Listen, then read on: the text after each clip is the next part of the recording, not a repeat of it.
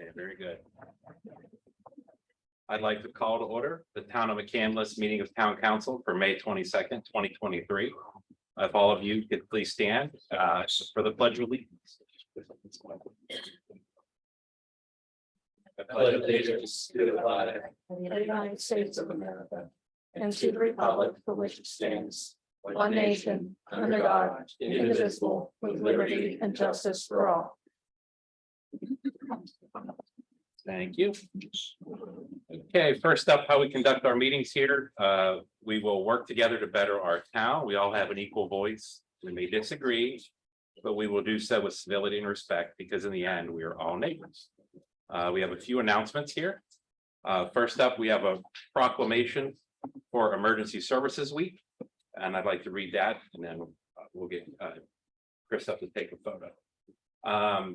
Whereas emergency medical services is a vital public service, and whereas the members of emergency medical services teams are ready to provide life-saving care to those in need 24 hours a day, 7 days a week. Whereas access to quality emergency care dramatically improves the survival and recovery rate of those who experience sudden illness or injury. Whereas emergency medical services has grown to fill a gap by providing important out-of-hospital care, including preventative medicine, follow-up care, and access to telemedicine. Whereas the emergency medical system consists of first responders, emergency medical technicians, paramedics, emergency medical dispatchers, firefighters, police officers, educators, administrators, pre-hospital nurses, emergency physicians, trained members of the public, and others out of hospital medical care providers. Whereas the members of emergency medical services teams, whether career or volunteer, engage in thousands of hours of specialized training and continue education to enhance their life-saving skills. Whereas it is appropriate to recognize the value and accomplishments of emergency medical service providers by designating Emergency Medical Services Week. Now, therefore, I, Michael Tarl, Council President, Town of McCandless, in recognition of the event, do hereby proclaim the week of May 21st through the 27th, 2023, as Emergency Medical Services Week, with the theme where emergency care begins, preparing for tomorrow. I encourage the community to observe this week with appropriate programs, ceremonies, and activities. If we can get a little snapshot. Want to come up here in front of the, we can do right here with like the Thank you for the recognition.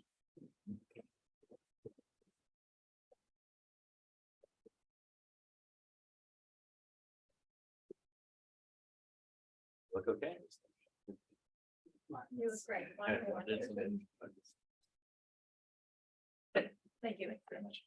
Appreciate it. I will. Thank you. Yeah. Thank you.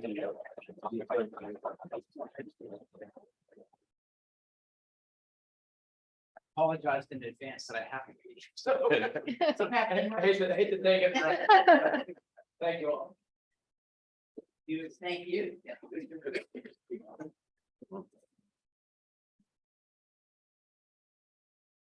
Up next, I want to let everybody know that we have a 20-month-old male German Shepherd named Sirali, correct? Yes. Has joined the McCandless Police Department this month. Sirali will serve as a narcotics patrol canine. He and his handler, Officer Sean Davis, will attend training together and attain certification by the North American Police Work Dog Association. Donations to the McCandless Canine Program are welcome and appreciated. We will be getting something up on the website. In the meantime, anyone interested in donating can send a check to Town of McCandless, and please note on the check it's for the Canine Program. Do we know when the canine will be in service? I don't have an exact date. The expectation is late summer is when we will be swearing in the canine officer into our program. Perfect. Next announcement. Raise your right paw.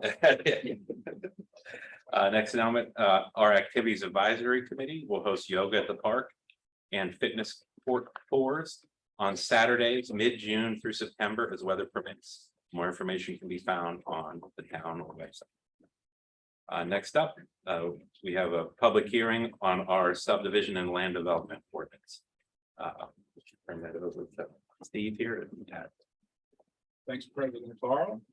At this point, I will call to order the public hearing on the zoning and subdivision and land development modernization project ordinances. And I believe we're starting with RJ on a presentation as to what we've been up to. All right, we're here. We made it. It's been a long year and a half, mostly for me. Probably a little bit for everybody else having to listen to me talk about zoning that whole time. But so, yeah, we are here to talk about the final drafts of our new zoning and subdivision and land development ordinances and the associated zoning map, which will be repealed and replaced to affect the new districts, should this be adopted by town council, at our tentatively scheduled vote for next month. So just for a quick recap of kind of how we got from point A to point really Z at this point, because it's been quite a process.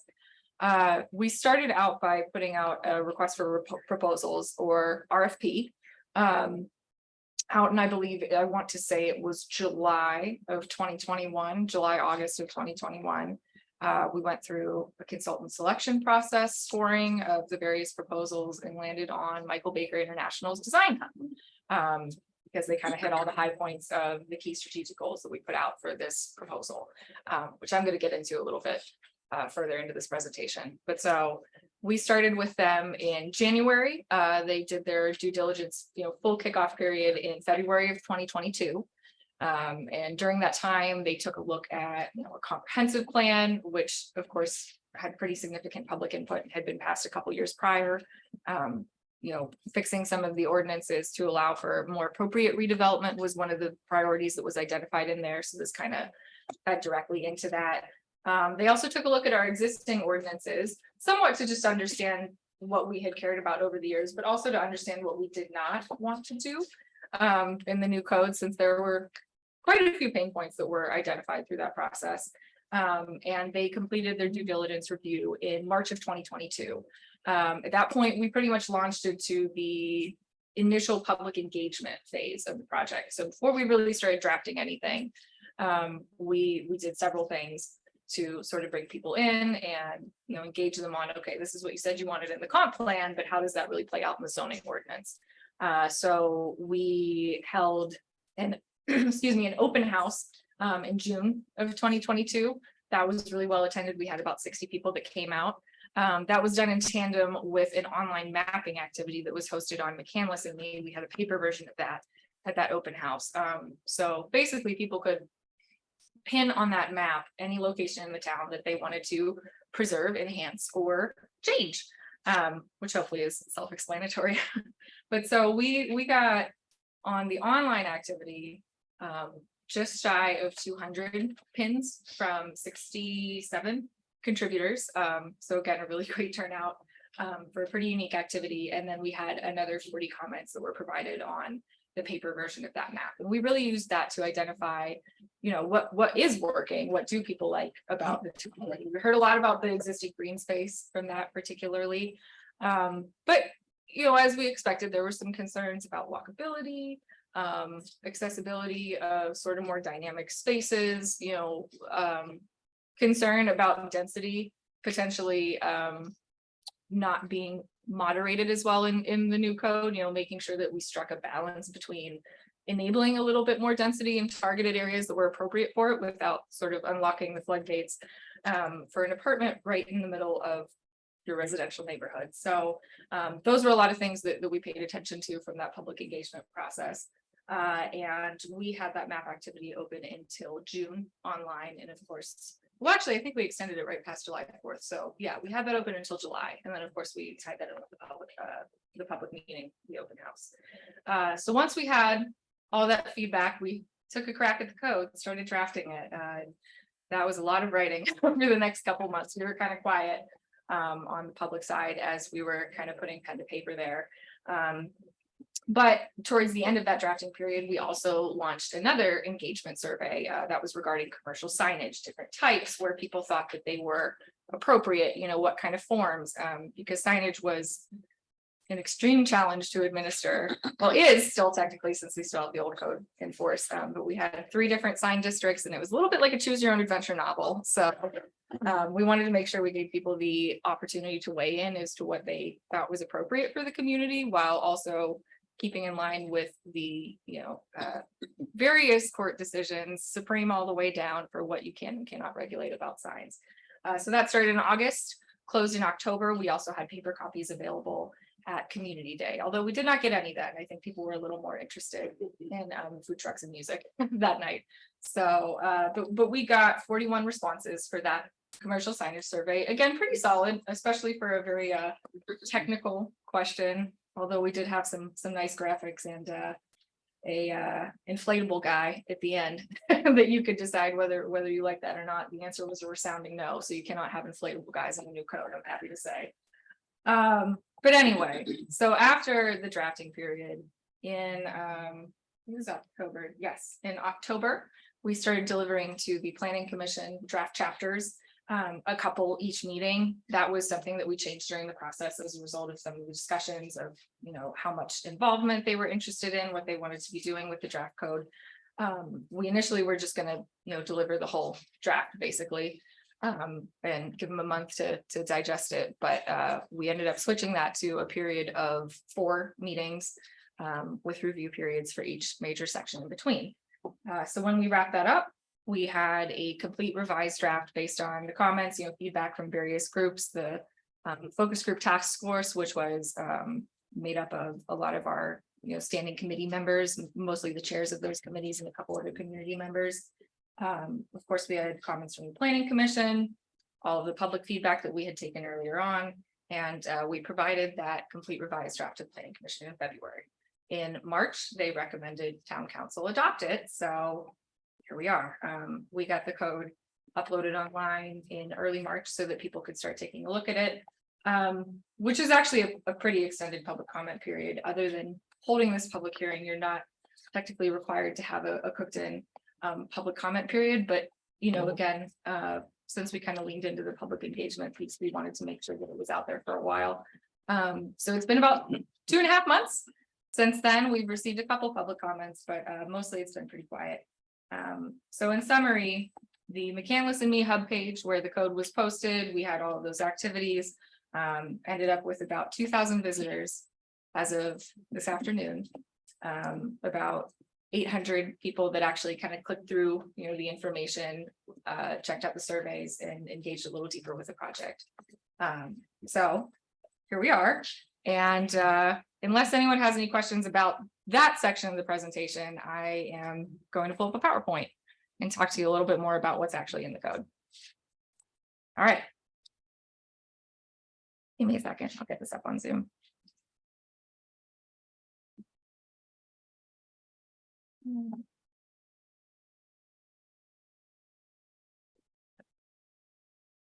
Well, there we go. So I think we've already identified where we are and why we're here. So let's move on to the next slide.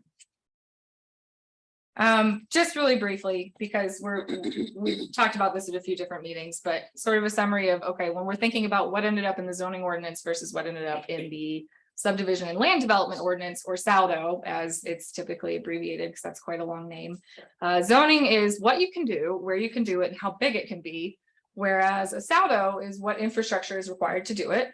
How do you design it, and who ends up approving it throughout that process? Is it administrative? Is it something that has to go through the Planning Commission and Town Council? How do we handle that? How do we take those applications?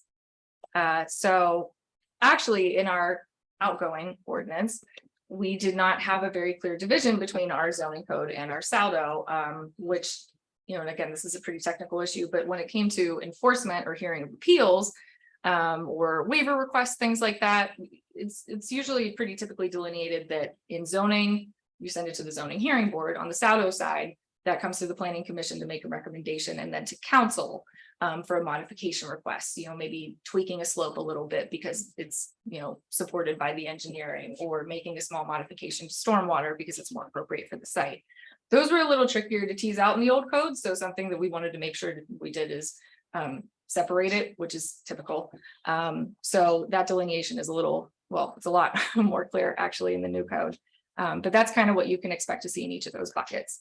So when we started out the project, we set out to, as I said, address the goals of the 2019 comp plan, reduce the complexity, make it more user-friendly, a little bit less of a choose your own adventure novel and maybe just opening to the correct chapter, eliminate redundancy and be internally consistent. This was a challenge that we had with the old code because it had been amended so many times over the years, but not gone through a wholesale update like this for 50 years or so. I believe it was right after we did our charter that we put the structure that we still have in place today. So of course, as things changed in the world, that became more challenging to maintain. We kind of just needed to take a breath and sort of reorient ourselves with the new code. But something else that was very important, obviously to me as an administrator, but I think to everybody so that we can provide good service to our citizens is being realistic in setting expectations for what zoning can and can't do. Not writing a district so narrowly that you can do one thing that's exactly what we wanted. And if it doesn't happen, then nothing ever goes in and the buildings just sit and age and don't really get maintained over the years. That was a little bit of a challenge with some of the amendments that we made over the years. So we wanted to get away from that. And of course, right sizing our regulations for the work time and budget available to town staff. It is not good code if you write a code that you cannot administer and enforce because it is too much of an undertaking for your resources. So that was something that we also were very cognizant of as we drafted the code. There were some things that we had as suggestions, or even some things that as staff maybe we would have liked to do, but we had to be realistic with what we could accomplish. So there was a balance there. The RFP that I mentioned earlier, we identified 3 key strategic interests. Future-proof flexibility. As you can probably tell, this was a product of the COVID age, making sure that we could adapt a little better when those challenges came. Hopefully we don't have that one again, but you never know what the globe is going to bring to us in future years. So making sure that our code can be a little more flexible to adapt when situations arise where we need to respond quickly. Zoning is placemaking. This is something that as a planner is, very important to me. It's not just talking about, well, this is what you can't do. This is what we don't want. It's just as much about, well, this is what our vision is, and this is how it can be accomplished. You identify what that vision is in the comp plan, and then you turn around to your zoning ordinance and say, okay, how can we enable this to happen through public-private partnership? And my personal favorite, we're more than just a park. North Park is, a gem of a regional asset. We're really fortunate that we have it in our community. It's brought a lot of people, into the community, both as residents as well as visitors. But sometimes it's been a challenge to figure out what exactly the identity of McCandless is, aside from, well, we have North Park. And so zoning can enable, a little bit more of a sense of growth of community identity by allowing these dynamic spaces to arise that kind of work with the environment that we have and want to protect. That was a high priority in the project. Working with it, not around it, so that we can have sort of the best of both worlds. And I'm gonna, go through this slide. I'm gonna skip it since we kind of hit that already on the process. How did public input matter? I talked about that in more detail earlier. And again, these are just some of the statistics that I mentioned earlier with the mapping activities and the June open house and the sign survey. So going into a little bit more specific examples as to what did we do with the code after we got that public input. We developed targeted mixed-use districts to encourage desired growth or character in key locations. Basically what that means is we figured out from all the feedback we got in the map, where are the places that people really want to go? And what is it that they would like to see there?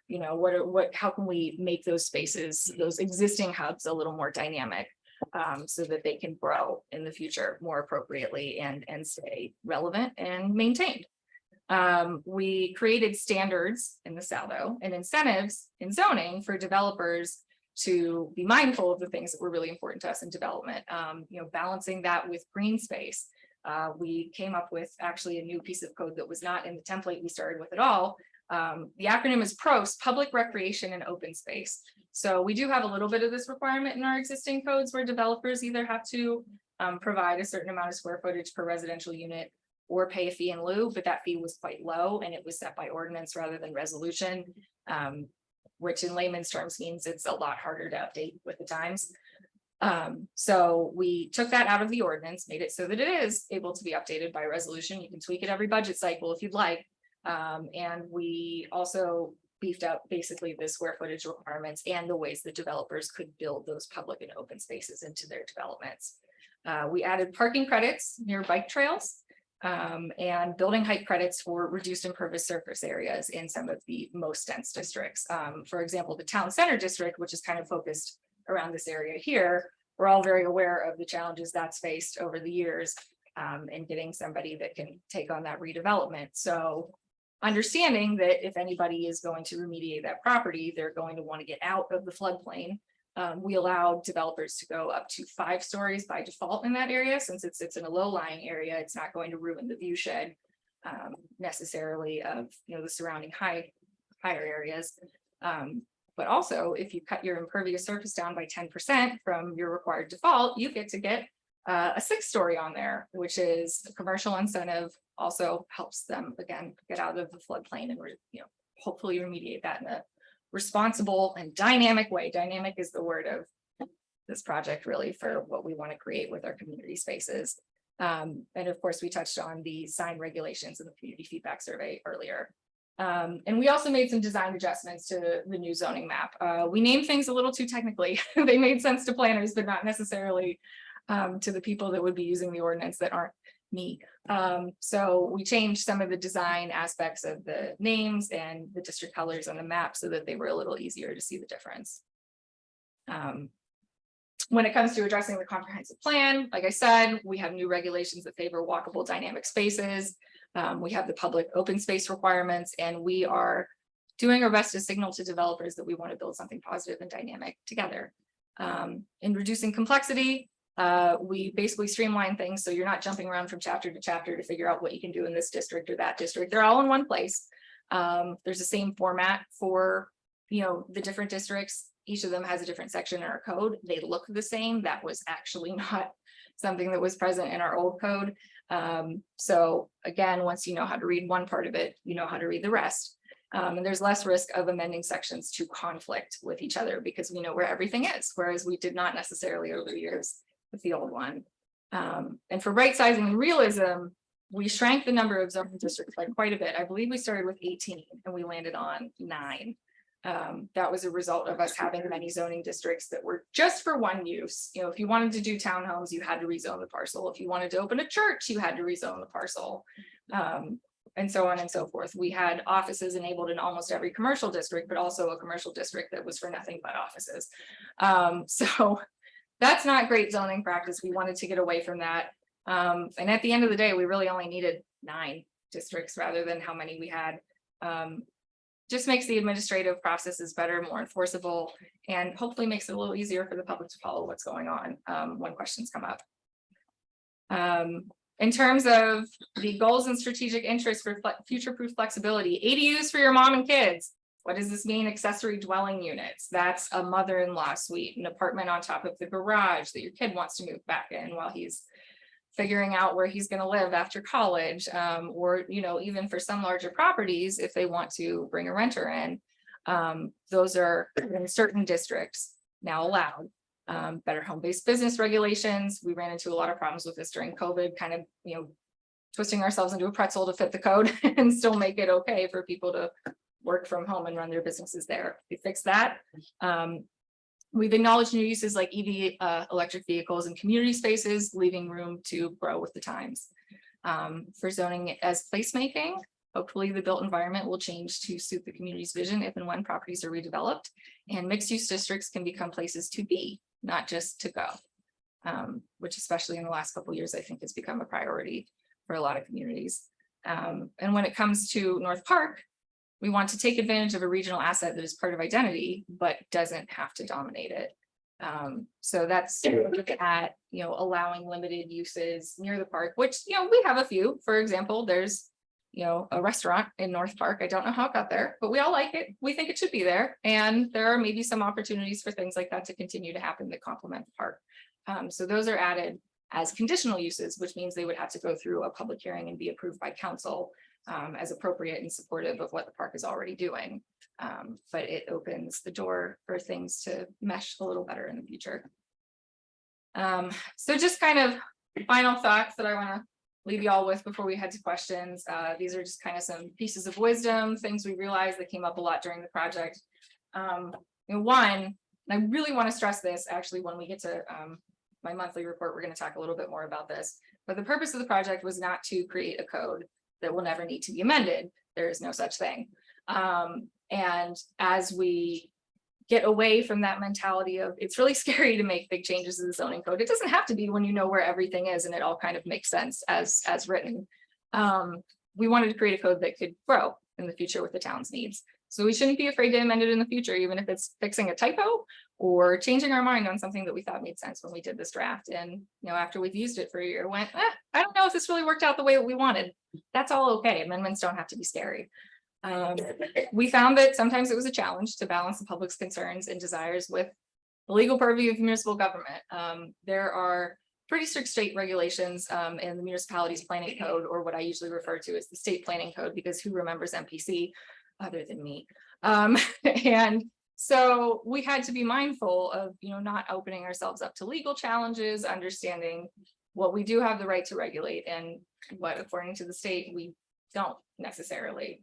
And so sometimes we hired a lot of really great ideas and we said, well, we don't have the capacity, or the case law doesn't support us being able to regulate that.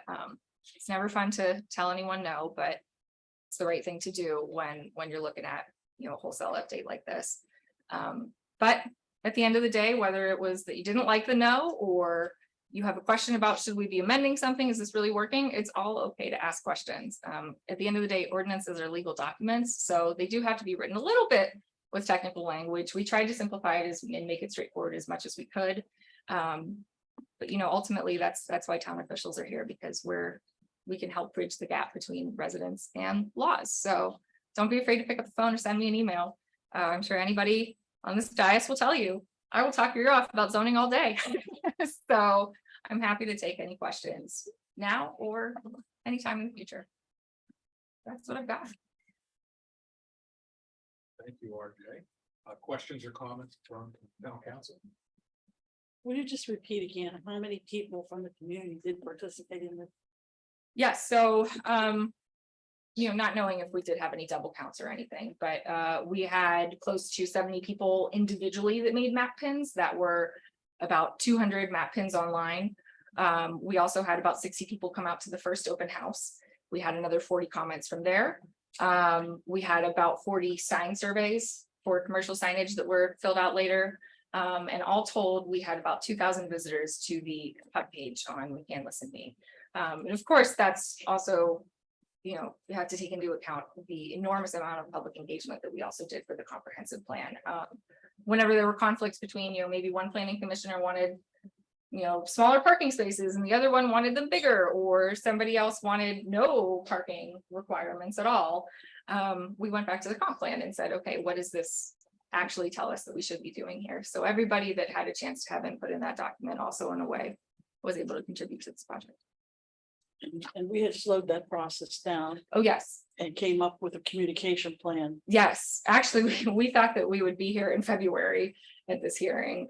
So we kicked it out a couple months to put that whole communication plan document together and extend the planning commission's review period as well. I think the biggest concern I heard from constituents is the protection of green space. Mhm. Can you please tell us what you've done to ensure that we have as much and more in the future? Oh, I'm glad you brought this up, because this is actually kind of a neat little thing we did with the zoning map. So in the outgoing code, we had one district, the institutional district, that covered campuses, medical facilities, town property, senior living facilities, all these kinds of things that, it's kind of, it's self-explanatory what institutional property, is, but all of those things could occur on the same property, zoning district rather. And so if you wanted to zone something for a town park, you had to zone into the institutional district, which theoretically would open it up for development of all of those types that I just mentioned. So one of the priorities that we had in this code was splitting that off so that we could more appropriately control the zoning for the properties that are true green space today. So now we have two districts, the special district, which I'm probably just going to be calling the campus district, but we already had another CD, so we couldn't abbreviate it that way. So that's where all of the schools, hospital facilities, so I guess they can be in a couple commercial districts as well, but La Roche, things like that, they will all go in the special district, which has specific regulations, signage, things like that geared towards these large campus properties. And then we have the actual CD, the civic district, and that is where all of the publicly owned properties that are not school property have been zoned into. There are, at this time, and assuming we don't approve any rezonings into it, there are no property owners in that district except for the town and the county. And although there are some pretty low requirements in terms of, restrictions in terms of how tall you can make a building or what you can do with it, that's really just because it's us using our parks, and we didn't want to create a zoning problem where we couldn't put like a pavilion in one of our own parks. But so that's going to be quite a bit more protected than it was in the previous code from commercial uses. One other comment I'd like to make is I'm glad you put in height on bushes and trees and shrubs. Yes, Thank you, appreciate it. that's in the Saldo, I think. I think we put buffer yards in there. Around page 99. All right. You know that better than I do. You sure you're not wanting to be the zoning officer? I just want to commend you for an excellent communications plan. I would. Thank you.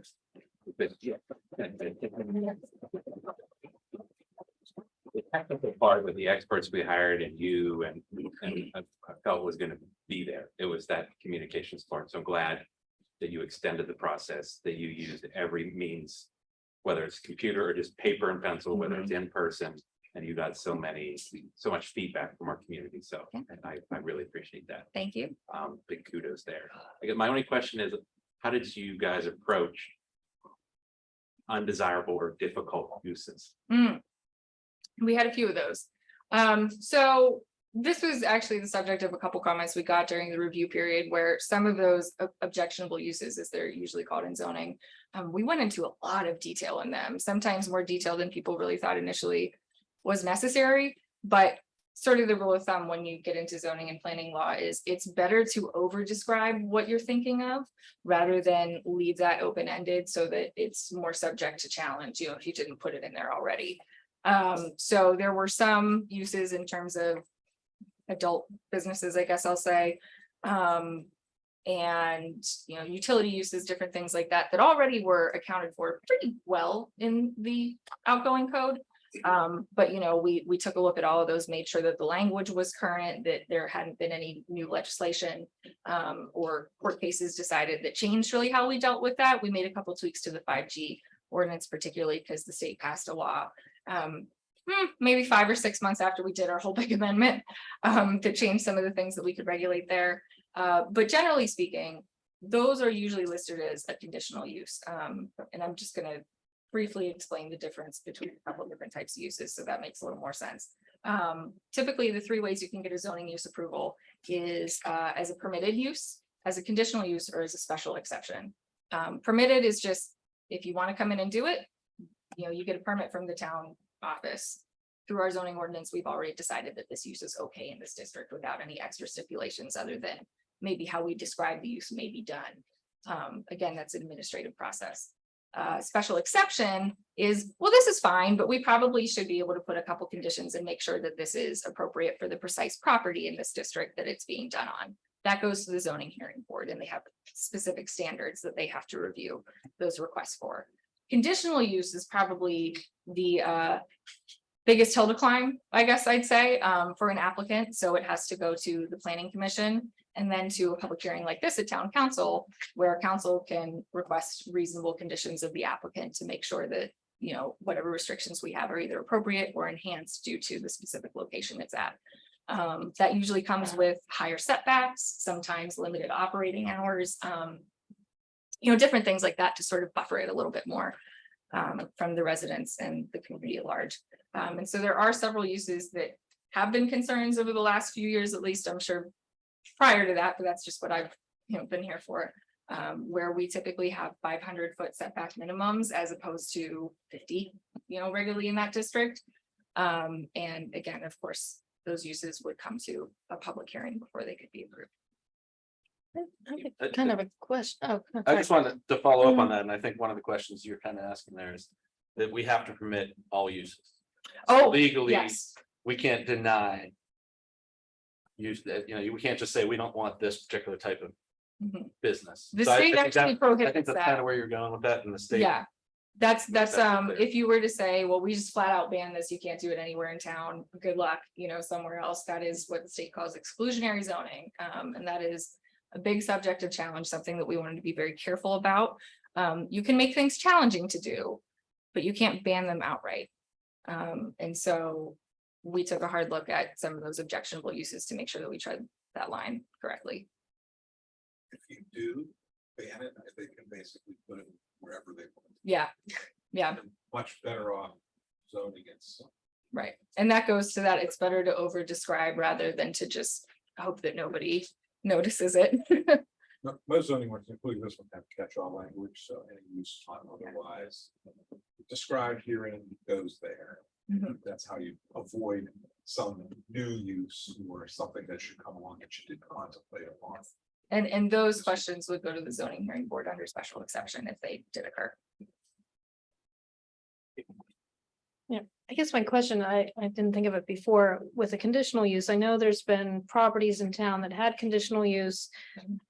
And then someone came in and wanted a different conditional use on a property that had already a conditional, like the layering of conditional use. Now, Mhm. with the new zoning.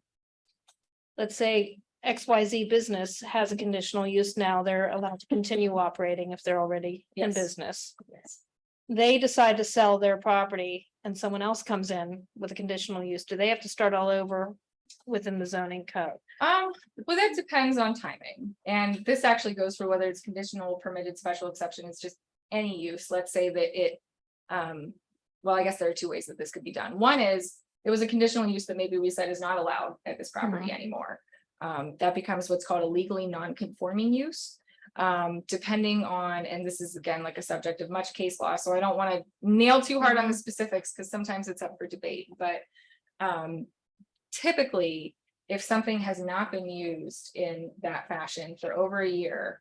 And they have not sought to continue using it that way for over a year, you can argue that the use was abandoned and that they have to start over. Again, that's really a legal question at the end of the day, but that's sort of the basis for starting that. Case by case. If it is, you know what, this might be a good question for the lawyer, because I don't think I've ever had this before, where I had a conditional use that was conforming, was permitted, and somebody else wanted to move in to do the same thing. I would assume that it still carries, You right? can still do that. Yeah, Okay. yeah, it But wouldn't if need they- to go through another hearing, right? But if somebody came in. Previous conditional use granted.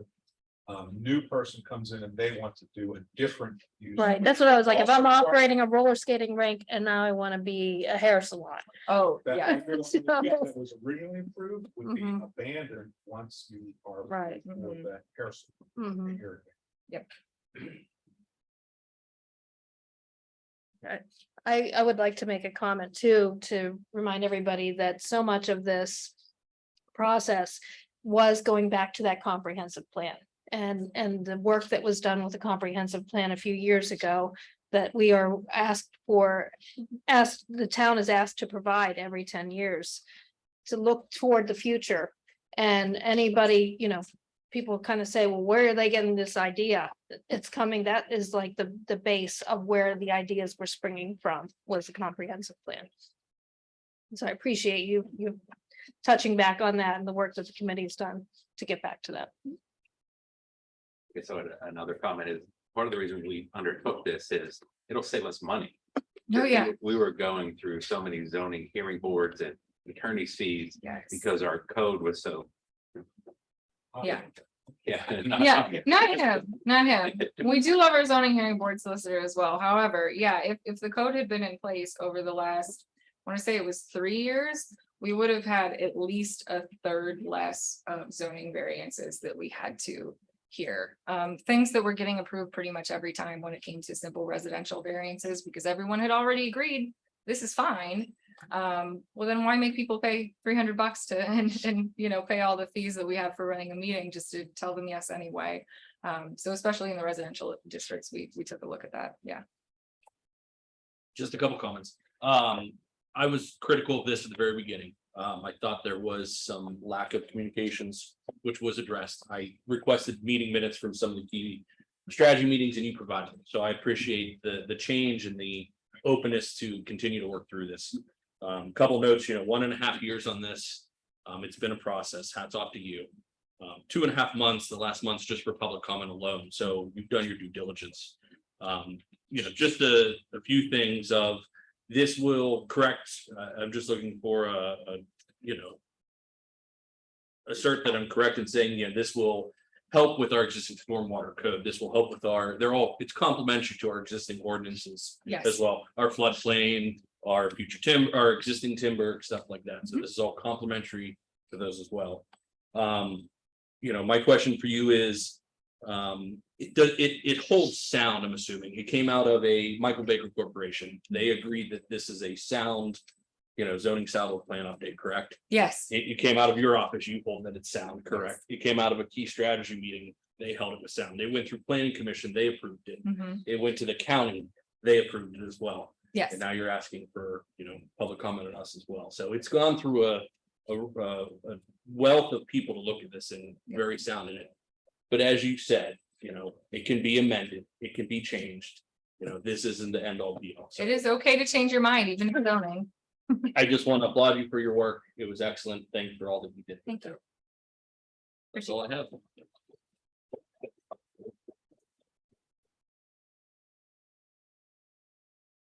Yeah, any other comments here? I just wanted to thank you too, but also to reiterate that you held it up against state law too. Yes, And that's important to remember because there are things you couldn't do. correct, yes. Thank you. All right. Jenny, All right, slide over. out of the hot seat. Yeah, we will open it up at this time. If there are any residents here that have any comments they would like to make as to the ordinance that's been presented, now's the time to come forward. Any takers? Good evening, Marcia Caliendo, 10529 Abbey. Again, what a rock star. Anyway, the green space that you had talked about, that includes stormwater. Does that include all our stormwater or is that zoned differently?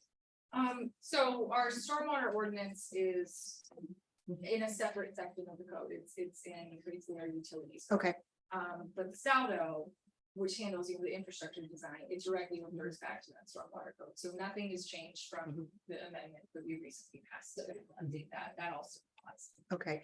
And is there anything that council is considering putting in a review date? I mean, if it's been 50 years since we've done this and we're required to do the comprehensive plan every 10 years. Is this something that will work hand in hand? And, the comprehensive plan usually takes a year plus. So in 2029 or, 2030, we say, okay, maybe we need to take a look at the zoning again based on, what we've decided. So I don't know if that's something that we need to put in as far as, a review date, but obviously nobody in this room wants it to go another 50 years. So just something to consider. Thank you. Thank you. Any other public comments?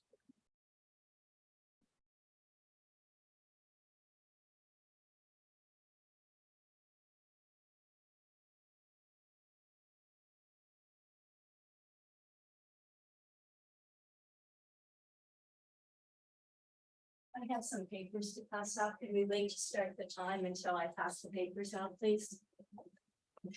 Thank you.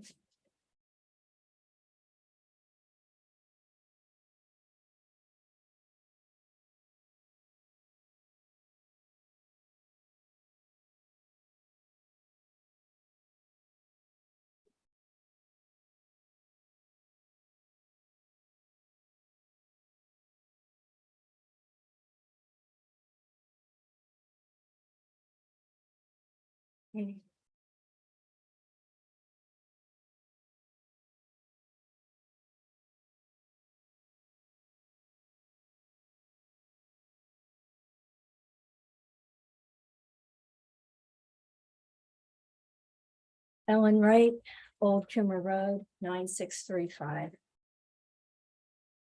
Let's see, I'm here today to speak to the council. If I say your name wrong, I apologize. Miss Eisenreich from Ward 1, Mr. Casey from Ward 2, Mr. Tartle from Ward 3, Mr. Singer from Ward 4, Dr. Rocco from Ward 5, Ms. Schweiger on the Zoom, and Ms. Coleman.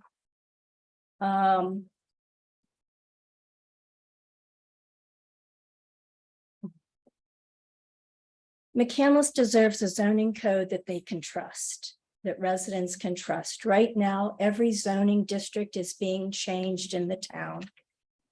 It's sort of like you went to the travel agent and you said, hey, I want to go on a cruise. And the travel agent hooked you up with a ski trip. And you're like, what happened to the cruise? And that's sort of what's happening here. Every zoning district is being changed. Each resident in each of your wards will have a new zoning district if this is passed. And this is information that they need to know about. So it's going to be a little bit jumbled because I found some new information today, which is different than the remarks I had planned. So looking at the document that I've passed out to you, the first page concerns the flood zones, which I have talked about being on a zoning map before. And this is from Marshall Township, their zoning map, and they include the floodplain.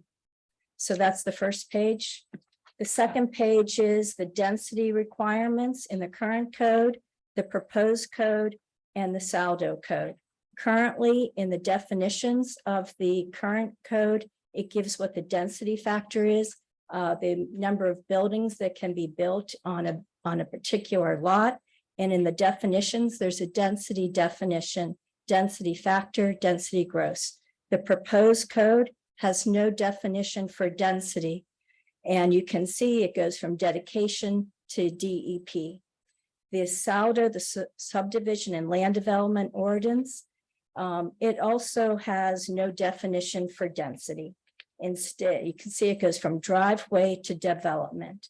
The examples from the current and proposed codes on page 2 here, examples from the current code, it tells you that if you're going to do some building, that the density is per net acre. The example from the proposed code, there's no example. I couldn't find any examples. I did a search, no search for, nothing for density popped up. The Saldo density says to refer to the density requirements of the applicable zoning district, which I was not able to find with a search for the word density. So this needs more eyes on it, more time to look at the details. Amending something, who decides what's amendable? Like, I don't like this part, so you pass it and you say, well, I want to amend this part. And say, no, the document's final. We're not going to amend it. How are you going to make the decision if you pass something, what to amend? So it needs more eyes. It needs a better look at it. Here are my concerns with the zoning ordinance that was written.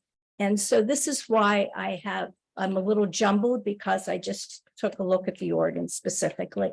So what on page 3, what I have labeled part A, it appears that there is no part 11 in the new code. So that's what I was referring to that. Part B, where it says to implement a comprehensive plan within the municipality. The notes for the comprehensive plan are so good. I wish I would have been involved, but I really can't argue that the information was shared with the community. Unlike what I would say, this information has not been shared with the zoning ordinance. So at the Planning Commission on June 5th, 2019, a member of the Planning Commission or the council, Planning Commission or council, Planning Commission asked the consultant if the comprehensible plan that had just been adopted, that they were about to adopt, if it would require any changes to the zoning.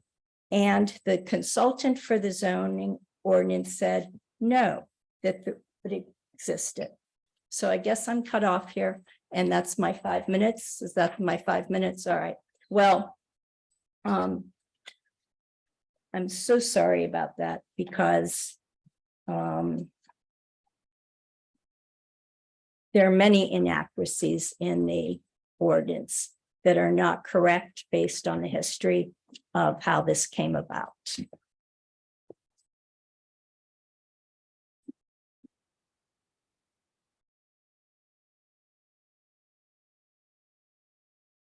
And I'm sure you would want to be accurate because the ordinance is not accurate.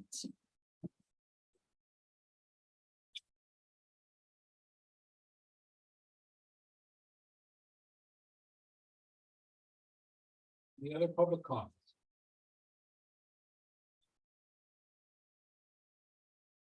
Being none, the hearing is closed. Thank you.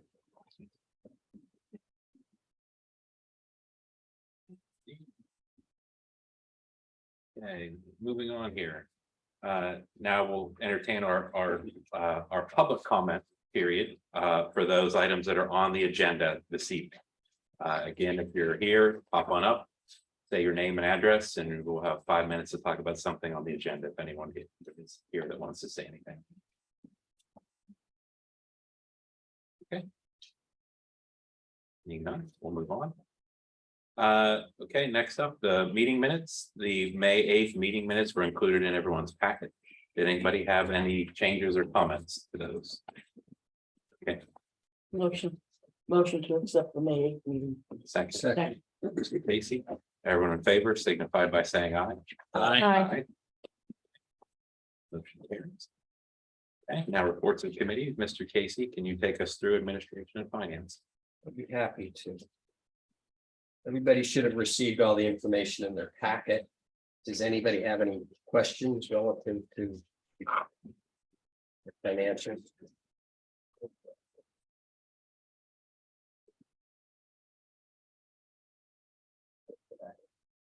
Oh, first. Okay. Any questions about the checklistings? I'll make a motion to approve checklisting number 4 dated April 1st, 2023 to April 30th, 2023, totaling $973,128.92. As submitted to each member of council and posted on the bulletin board and town website. Second. Second, Ms. Queen. Everyone in favor signify by saying aye. Aye. Thank you. Any opposed? Thank you. Now I'd like to review the April 2023 financial summary and dashboard report. Does anybody have any questions? I would like to make a brief comment that we are running a little bit behind on revenue. Half of the revenue that we're missing is because of timing, because people owe us money and haven't paid us yet. And the rest is taxes, which will flip into May. So I think we'll do a bit of a catch up next month. So I don't think we're in any financial trouble. Communications report, would you like to give that? Communications report is in your packet. Let me know if you have any questions. Liaison reports. Dr. Rappa. Nothing due to report from the MIDA. Brian, anything different? Nothing's changed since last time. Extremely short. Thank you. Mr. President, North Hills Council of Governments. COG meeting was Thursday. Meeting minutes are in your packet.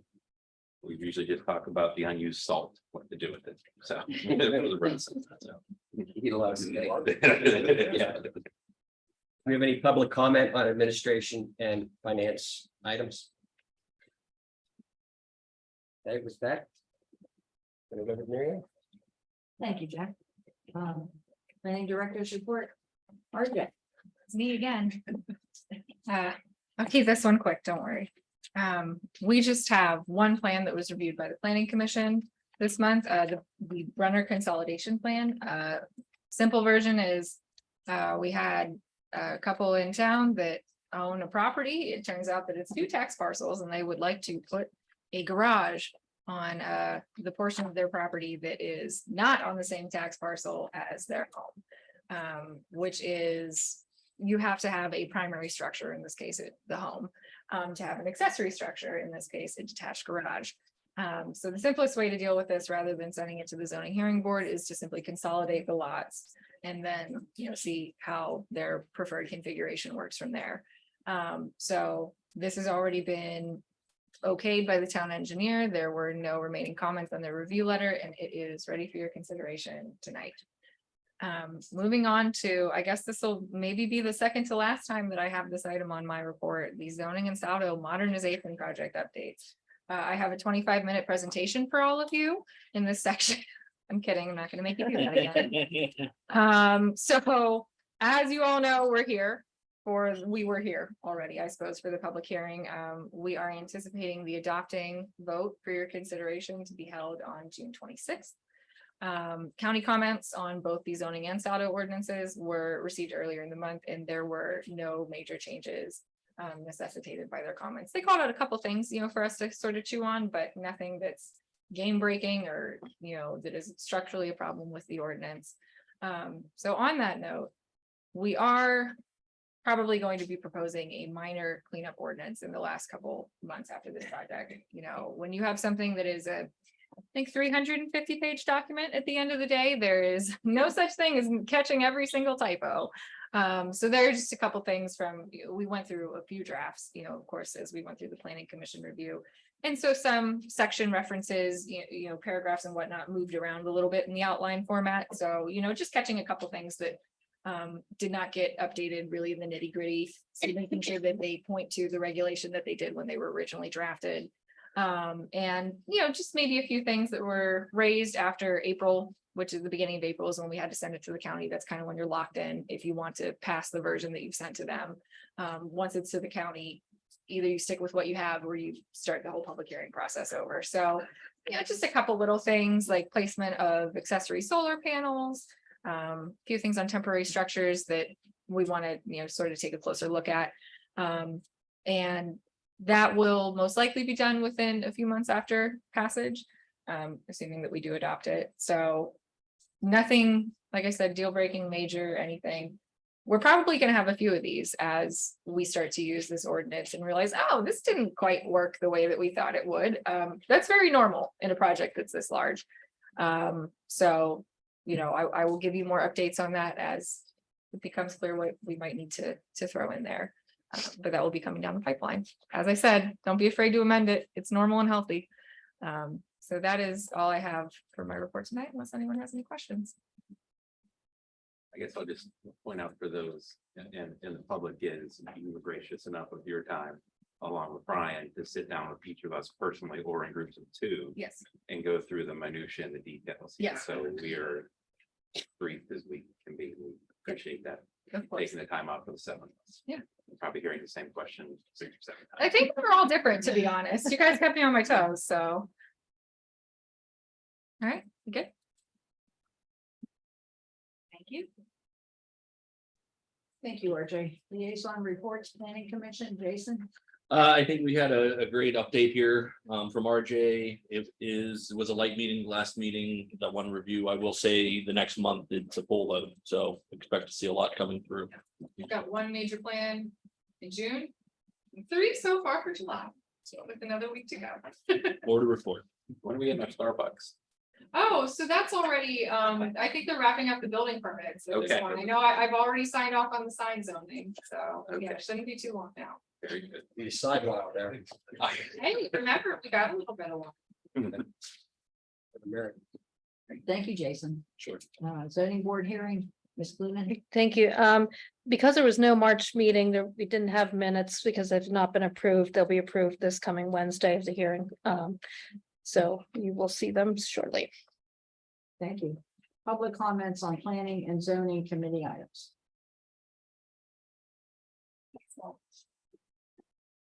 Glad that the zoning modernization was on the agenda there. So, Can you say your name? yes, thank you. Ellen Wright, 9635 Old Coomer Road, Allison Park, PA 15101. So Let's see. This, on the whereases, letter C, this is for the general health, safety and welfare. Looking back through, I don't see any documentation that supports that. The letter D, that this came out upon the recommendation of the Town Planning Commission. That is not according to what's in the minutes. As a matter of fact, on February 2nd, 2021, Mr. Cordum asked how this compares to the work done for the comprehensive plan and what was driving this effort, referring to doing a whole new zoning code. So it did not come out of the zoning commission because a zoning commission member said, why are we doing this? And in the minutes of February 8th, 2021, the town council was told that it hadn't been done since the 1970s. I'm finding something online that says there was a zoning replacement in 2017. So I haven't quite figured out what a 2017 replacement means, but that's certainly more recent than the 1970s. Let's see, letter A, public health, safety and general welfare. Once again, I'm not finding anything in the minutes that supports that. Letter F, developed by the Town Planning Commission. You know, there are many minutes. Well, there's at least 1 minute, which I'll have to go back and find, where the Planning Commission is saying, hey, we want to be involved in this, and going back and forth with what the task force does. And by the way, there are no minutes from the task force. There are no times when the task force met. And a member of the task force has twice said that they've never seen the Saldo plan. So I'm not sure, developed by the Town Planning Commission. The Town Planning Commission many times asked for more time to meet with the consultants, and were told that it was over budget and that they didn't have the money to speak with consultants, have the consultants come out. Letter G, duly advertised public hearing. You know, I looked at the webpage today, and it doesn't say that there's a public hearing to change the zoning code for the whole town that will affect every person. The fact that I am the only person here talking about this, what does that say about how it was communicated to people that the zoning code for the whole town was going to change? Receive public comment on the public comment. You know, speaking of those comments that were made at the open house, there's no record of what was on those Post-it notes. You know, what was it that the members the people who showed up at that open house and put on those Post-it notes, where's the record of what was on that and decided? The pin activity, where's the record for the pin activity? The sign activity, I haven't looked for that because I wasn't particularly interested in signs, but who decided that that would be the activity to be interested in all of the zoning having to do with the signs? Why was that picked? Okay, on the next page, substantially similar. I'm sorry, it must be because I'm not a lawyer, but if you say that you're going to pass something, why do you say it's substantially similar? Like, aren't you just saying that you're going to pass it and not in a substantially similar format? Of course, the document, the draft document for the zoning code does not even have page numbers on it. It has a table of contents that has page numbers, but when you look at the bottom of the pages, there are no page numbers. And duly advertised, you know, on the website, there are no minutes posted for March 27th and April 24th. These are the meetings preceding the public hearing. There's no video for April 24th, which is the meeting. Well, obviously, it's the meeting. The April 24th meeting, those are significant because all of a sudden on April 26th, we find out there's not going to be any Zoom anymore for meetings. And so if we're trying to involve people so that they have an equal voice, they need to know that, I mean, to change up the pattern a month before there's a public hearing on changing the code for the whole town, I don't understand. Thank you. Thank you for your comments, Mr. Frank.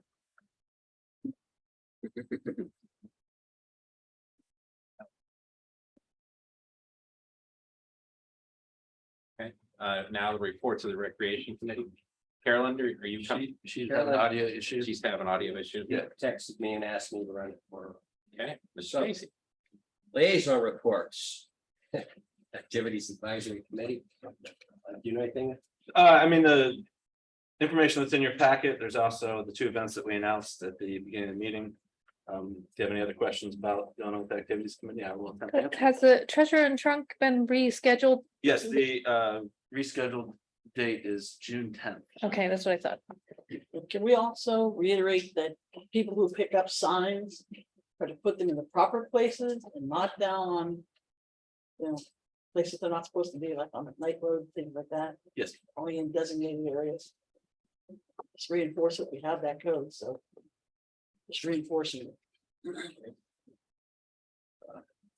Councilwoman Eisenreich, would you like to give a report on the Finance Development Promotional Committee for the Heritage Center? Sure. We had a meeting this past week. It was very interesting and robust. I was gonna also announce that the treasurer's in the trunk has changed to Saturday, June 10th. And the drive-in movie is scheduled for June 10th, $15 a car. Scheduled for June 17th, sorry, they're not on the same day. And the movie will be announced this Friday in McCandless McMahon. Everything else, the minutes are in your packets. Anyone have any questions? Great, thank you. Thank you. Any public comments on Recreation Committee items? This one, not. Oh, we have one coming. Joe Long with the FTPC. I just wanted to make a comment to administration. We wanted to thank the Department of Public Works for what a great job that they have done in maintaining the property around the Heritage and Cultural Center. It looks fantastic. Thank you. Thank you. Mr. Wall. Town managers report. town manager's report was included in your packet. Do you have any questions related to topics on that? Please let me know.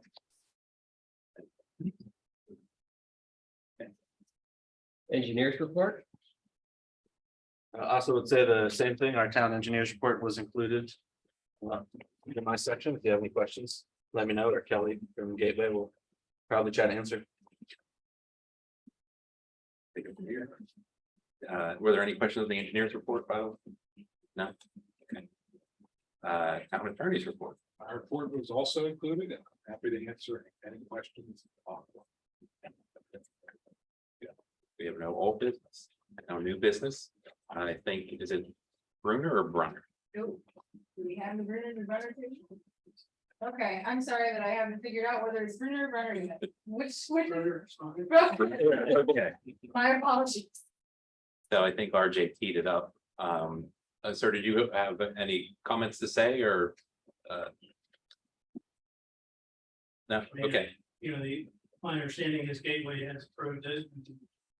Zoning is unanimously approved it, so. Which is something that you all agree. yes. And probably we should say for the minutes, this is Robert Bruner, Yeah. right? Yes, okay, so the. So I'll make a motion to approve the Bruner consolidation plan lot consolidation application submitted by Jonathan Wall on behalf of Robert and Carol Bruner, located at 8855 Lincoln Boulevard, as reviewed by the town engineers in the letter dated May 2nd, 2023, and recommended for approval by the planning commission. Second, Second, Ms. Cluner. Everyone in favor of the motion, signify by saying aye. Aye. Any opposed? Okay, motion carries. Thank you, sir. Next up, Brian, you want to tee this one up? Yes, the McCandless Franklin Park Ambulance Authority is embarking on 50 years. Technically, since we, along with Franklin Park, created the organization, they've passed a resolution as the MFPAA to continue on as an authority. And we have to pass an ordinance to essentially continue on with their existence in that sense. So mostly technicality. I don't know, Steve, if you have anything more you need to add to Yeah, it. that's right. A lot of times, particularly as you are approaching the expiration, I believe it's in 26. 26th. The 26th, so that the authority can be hamstrung in doing future things like financing, things of that nature. So it's important to try to get it out of the way as quickly as you can, once the council has agreed that they want to continue with that. authority. Right. And I believe we also. We just simply did met it with for the McCandless NPSA Township Sanitary. about 2 years ago. Wrong problem. So what's the process here? If you're okay, we'll just advertise the ordinance and it'll be on a future meeting agenda Is there a length of time we're extending it? for another 50 years. Another 50? So it's just a repeat of what we previously had. Exactly. Okay. And if hypothetically, if there was a neighboring commute, you know, these things It maybe could be amended or anything. it could be amended. If somebody consolidated in, Mhm. it could be amended. Okay, so it's not gonna fire hands if a neighboring community wants to join. Lot of noise. Okay. Anybody else? Question? So our path forward would be. And now that we're gonna prepare that ordinance. Yes. Yeah. Yes. Okay. And it'll be up in 2 weeks, or do we need a? We might need to make it the end of June. Okay, okay, but we're ahead of schedule. it seems like. Yep. Yes, okay, very good. Next item, is this just a grant proposal here? Yes, so Gateway has been working through a grant application for the Greenways Trails and Recreation Program. This particular one would create a master park and trail plan. It's called a master park and trail feasibility plan. Since we already did some pretty heavy work, again, kind of come back on the comp plan that went into our concept of walkability. This would be almost a step up and trying to, the big part of doing these types of plans is that you can apply for more grants. So basically, when you go to the state and say, hey, we'd like to do this, they go, well, did you get some input and put this together as a plan? So, the intention of this is to apply for a grant application that would cover the cost of that. Like, It's 100% covered, it is 85% covered, 85, the grant. 15 us. Yes, okay. I'd like to make the motion. I should say, we also put in our budget enough to cover that 15%. I believe, We did. yes. Last year, when we first budget. Before we make the motion, did anybody have any other questions? Okay, please. Thank you.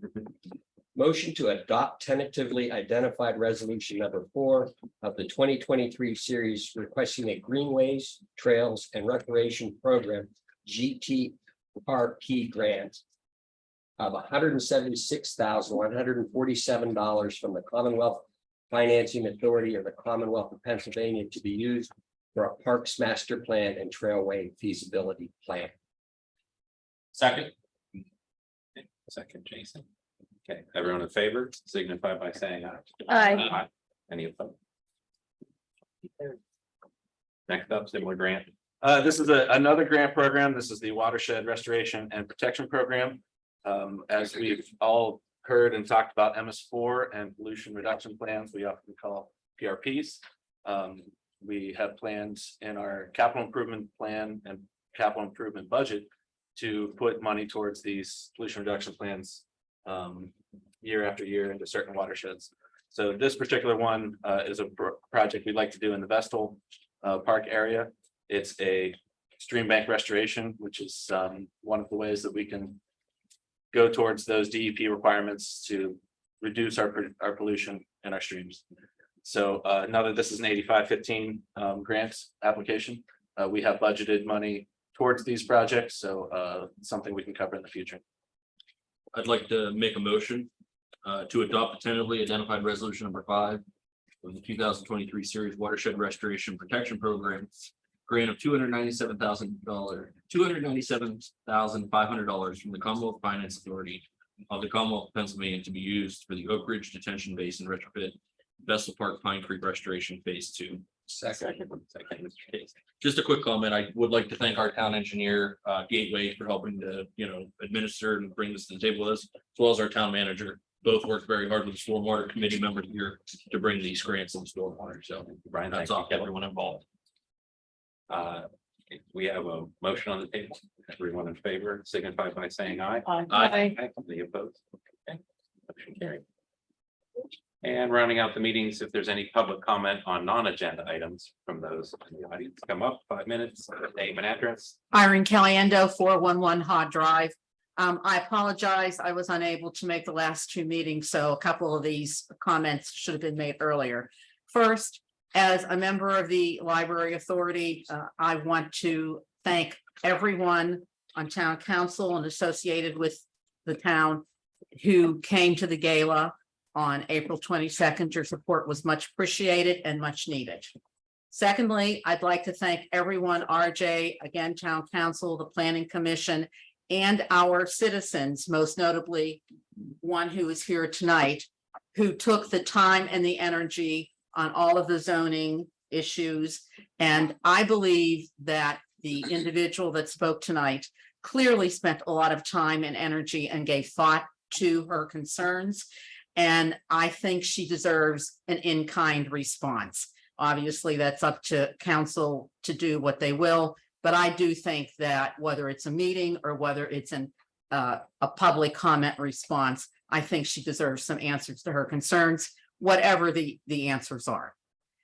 My main reason for coming to the podium tonight is to ask for consideration for reinstatement of the virtual meeting option.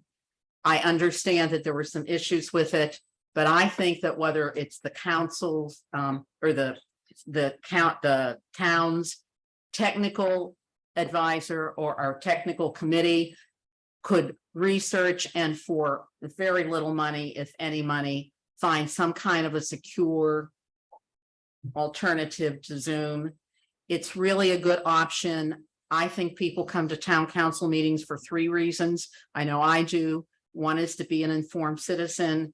The second is to be able to give voice to my concerns and have my opinions known. And the third is to become a more contributing member to the community. I appreciate the options that we have with the recording the next day, being able to watch it on the YouTube channel, but that only impacts the first reason to remain informed.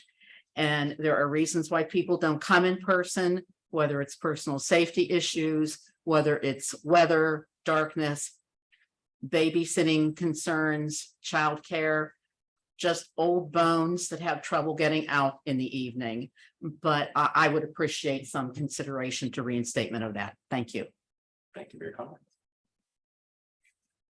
Anyone else before we close the meeting? Paul Heckman, 10529 Abbey Lane. Couple of things tonight. I would like to thank candidates that are in attendance and the candidates that aren't here. We're improving every cycle, I think, on the signage around the town. And in this cycle, probably my candidates were more at fault than anybody else because they were the main ones running for a lot of things. I have emphasized to them in the past their responsibility not to place signs in public ways in McCandless. I will further reinforce that with them and have with several already, that we don't appreciate that because I end up having to go around and take a lot of those out after they lose or they're not around. But I do think it's improving. I do think something that needs to be thought about, though, is that a lot of these signs are not on public places. They're on private property. And it's very difficult for people that are going out and candidate says, put signs up for me, and they go, oh, look, a lot of greenery. Yeah, if it's private property, it's private property. It's not, and I won't take signs off of private property. I'll take any signs that don't belong on public property off of there. But I think the private property issue on a lot of the commercial areas, it might be that the town needs to notify the management people for those places to say, if somebody puts signs up on your property and you didn't authorize it, you're free to take them down. It's your private property. It is something that's difficult for everybody involved, but you sort of know your front yard. If somebody comes and puts something in my front yard, I know to say, hey, that doesn't belong here. I basically tell my people, my mantra is If you can't ask the owner to put the sign up where it went, don't put it there. Just because you see others there, don't assume that they ask for permission to do that either. Just don't put it there. It's not complicated. But I do think the improvement has been extremely noticeable. I have friends and relatives that ride through the area, and we have gotten a lot of accolades for, wow, I can't believe how much better it is. It's noticeable when you leave one township and enter another, that the rules are different in those two places. So thank you for doing that. I believe yard signs belong in yards because that's kind of what they're called, and not all over the highway. So thank you. I know there are still a few, I picked up a couple today. There are still a few in places where they don't belong. Couldn't get to those today driving around, but I have helpers trying to spot those and get those cleaned up as soon as possible. We want the town to look nice. Thank you. Thank you for your comments, Paul. Do you have any other further comments on non-agenda items from those in the room? No? Okay, seeing none, meeting adjourned.